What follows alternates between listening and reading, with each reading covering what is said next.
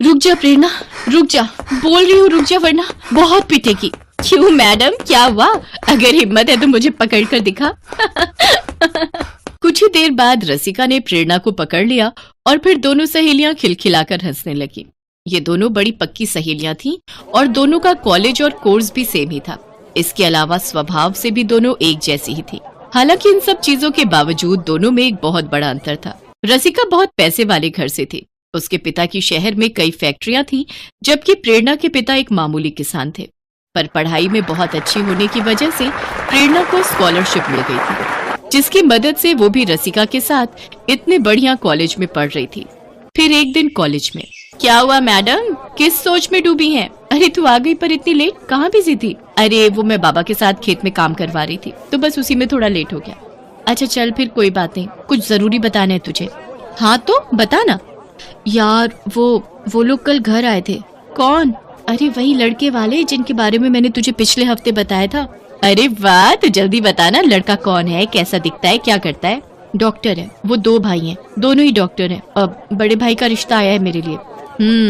तुझे कैसे लगे डॉक्टर साहब? प्रेरणा की बात सुनकर रसिका मुस्कुरा दी और रसिका की इस मुस्कान को देखकर प्रेरणा फौरन समझ गई कि उसे आकाश पसंद है।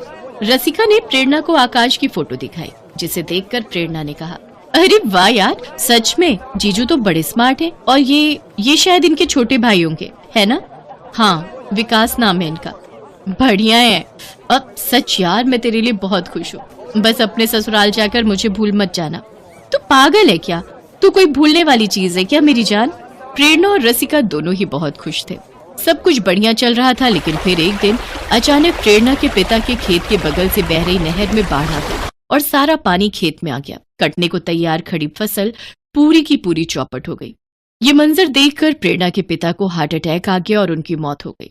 प्रेरणा के पिता के जाने का दुख उसकी माँ भी बर्दाश्त नहीं कर पाई और वो भी कुछ ही हफ्तों बाद चल बसी। प्रेरणा बिल्कुल अकेली रह गई थी। अपना कहने को बस उसके पास उसकी दोस्त रसिका ही थी।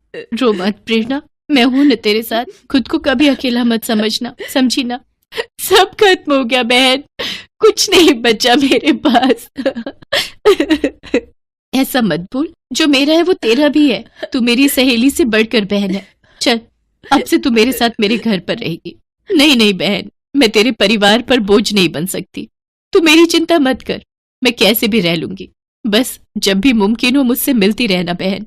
रसिका जानती थी कि स्वभाव से खुददार प्रेरणा कभी उसके घर आकर नहीं रहेगी और ना ही उससे कोई मदद लेगी, लेकिन उसे भी हर हाल में प्रेरणा की मदद करनी ही थी। तो जब उसे कुछ नहीं सूझा तो उसने इस बारे में अपने होने वाले पति आकाश से बात की। वैसे तुम्हारी इस प्रॉब्लम का एक सोल्यूशन है मेरे पास। हाँ तो जल्दी बताओ ना। तुमने बताया कि तुम्हारी सहेली बहुत खुददार है, मतलब किसी का एहसान नहीं लेगी। पर नौकरी तो कर सकती है ना? क्या मतलब? तुम्हारे पापा की इतनी सारी फैक्ट्रीज हैं, तो उन्हें मैनेज करने के लिए मैनेजर्स तो चाहिए होते होंगे ना? रसिका को आकाश ने बहुत अच्छा आइडिया दे दिया था। अगले ही दिन रसिका ने प्रेरणा से इस बारे में बात की। पहले तो प्रेरणा ने इनकार किया, लेकिन रसिका के बार बार कहने पर वो मान गई। रसिका ने अपने पापा से इस बारे में बात की तो उन्हें भी प्रेरणा को अपनी एक फैक्ट्री का मैनेजर बनाने में कोई परेशानी नहीं थी, क्योंकि वो भी प्रेरणा को काफी पहले से जानते थे और असल में वो भी प्रेरणा को अपनी बेटी जैसा ही समझते थे। तो इस तरह प्रेरणा अब रसिका के पापा की फैक्ट्री में मैनेजर बन गई। कुछ ही दिनों बाद कॉलेज का रिजल्ट भी आ गया और प्रेरणा ने पूरे कॉलेज में टॉप किया। इसके साथ ही प्रेरणा अपनी नौकरी भी पूरी ईमानदारी और मेहनत से कर रही थी। कुछ ही समय में वो फैक्ट्री का सारा काम बहुत अच्छे से संभालने लगी। अपनी शादी की तैयारियों का हवाला देकर रसिका ने किसी तरह प्रेरणा को उसके साथ उसी के घर में रहने के लिए भी मना लिया। फिर एक दिन, अरे रसिका। हाँ जी पापा। बेटा, ये प्रेरणा तो सच में बहुत होशियार है। पता है, जिस फैक्ट्री में पिछले 1 साल से मुझे कुछ नहीं बच रहा था, प्रेरणा के आते ही न सिर्फ ऑर्डर बढ़े हैं, बल्कि वो फैक्ट्री तो मुनाफे में भी आ गई है। हाँ तो ऐसे थोड़ी ना मैंने आपको उसे जॉब पर रखने को बोला था। वो सच में बहुत अच्छी है। हाँ बेटा, सच में बड़ी प्यारी बच्ची है। जितनी समझदार और मेहनती है, उतनी ही संस्कारी भी है। लेकिन किस्मत ने बड़ा बुरा खेल खेला है बेचारी के साथ। सच में, अगर मेरा कोई बेटा होता तो मैं प्रेरणा को अपने घर की बहू बना लेता। अपने पिता की इस बात पर रसिका मुस्कुरा दी, लेकिन कहीं न कहीं उसे ये भी एहसास था कि वाकई उसकी शादी हो जाने के बाद प्रेरणा बहुत अकेली पड़ जाएगी और भविष्य में उसकी शादी भी किससे और कैसे होगी, ये भी एक बड़ा सवाल था। फिर एक दिन, ओए प्रेरणा की बच्ची, हाँ बोलना, तू मैनेजर क्या बन गई? बड़े नखरे हो गए तेरे। मेरे लिए बिल्कुल भी टाइम नहीं है तेरे पास। मेरी शादी आ रही है और तू है कि बस फैक्ट्री से घर और घर से फैक्ट्री में ही उलझी रहती है। मेरा लहंगा, पार्लर और ज्वेलरी कुछ भी फाइनल नहीं हुआ अब तक। अच्छा बाबा, मैं अंकल से बात करके छुट्टी ले लेती हूँ और आज के आज सब फाइनल कर देते हैं। अब तो ठीक है ना? पापा से मैंने बात कर ली है, तेरी छुट्टी अप्रूव्ड है। चल अब जल्दी से मेरे साथ चल। ऐसे ही रसिका की शादी का दिन भी आ गया। गहनों से लदी रसिका दुल्हन के रूप में बहुत ही सुंदर लग रही थी। रसिका के पापा ने शादी में अपनी हैसियत के अनुसार काफी खर्च किया था। शादी की तैयारियां पूरी थी और दूसरी तरफ जग्गा डाकू भी तैयार था। जग्गा डाकू और उसकी गैंग के नाम से ही सब डरते थे। सारे लोग चल चुपचाप से हाथ ऊपर करे, कोई होशियारी नहीं है। ए बगीरा, जा बे, दुल्हन के सारे गहने ले आ। जग्गा और उसके आदमी बंदूक लेकर खड़े थे। बंदूक के खौफ से हर कोई सन्न था। जग्गा के साथियों ने रसिका से उसके गहने छीनने की कोशिश की, लेकिन रसिका उन्हें धक्का देकर भागने की कोशिश करने लगी। तभी जग्गा ने बंदूक रसिका की तरफ तानी और गुस्से से बोला, ए लड़की, रुक जा वरना गोली मार दूंगा, समझी? जग्गा ने सिर्फ कोरी धमकी नहीं दी। गहने हाथ से निकलते देख जग्गा ने रसिका को निशाना बनाकर गोली चला भी दी थी। लेकिन तभी ऐन मौके पर प्रेरणा गोली और रसिका के बीच आ गई। गोली लगते ही प्रेरणा जमीन पर गिर पड़ी।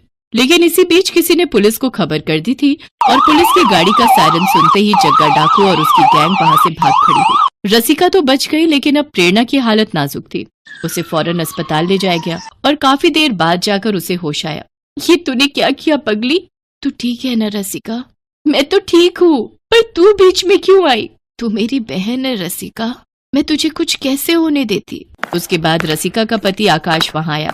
क्यों साली साहिबा, कैसी हैं अब आप? कोई दिक्कत तो नहीं? जी डॉक्टर साहब, सब ठीक है। थैंक्स मेरा इलाज करने के लिए।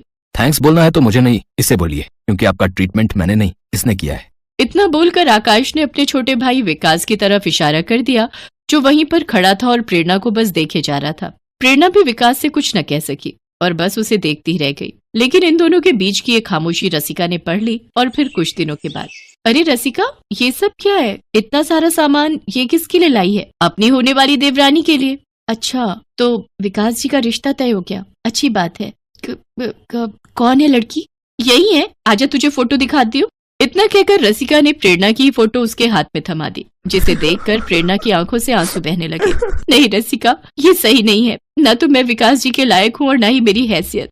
ऐसा तुझे लगता है, विकास भैया और हमारे परिवार को नहीं। सच मान प्रेरणा, ये शादी तुझ पर कोई एहसान नहीं है, बल्कि ये तेरा हक है जो तुझे मिलना ही चाहिए। हाँ, पर मेरी एक शर्त है, शादी के बाद मैं तेरी जेठानी हो जाऊंगी, तो थोड़ा अदब से बात करना मुझसे, समझी?